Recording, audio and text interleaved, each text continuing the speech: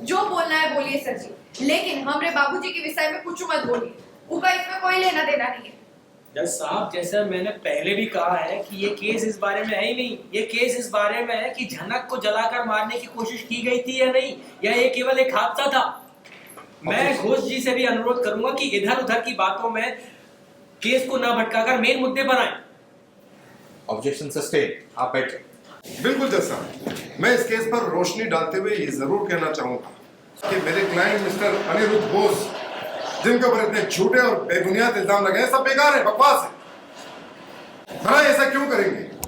झनक जैसी लड़की जिससे इनका कुछ लेना देना नहीं, वो इससे दुश्मनी क्यों करेंगे? कोलकाता का इतना बड़ा आदमी। और ऐसा भी नहीं है कि झनक की वजह से अनिरुद्ध जी की बेटी की शादी नहीं हो पाई। और ऐसा भी नहीं है कि झनक की वजह से अनिरुद्ध जी की बेटी की शादी नहीं हो पाई। ऋषि और झनक की शादी की कोई मान्यता नहीं। ऋषि और झनक की शादी की कोई मान्यता नहीं। और बस फिर ऋषि और अदिति चटर्जी ही हस्बैंड और वाइफ। और आज ऋषि और नुकसान पहुंचाने का कोई कारण ही नहीं है। मोटिव एकदम क्लियर है जज साहब। एसपी ऋषि चटर्जी और उनकी पत्नी आदिति बोस, जो कि अनिरुद्ध बोस की बेटी भी हैं, इनके बीच काफी समय से संबंध ठीक नहीं चल रहे।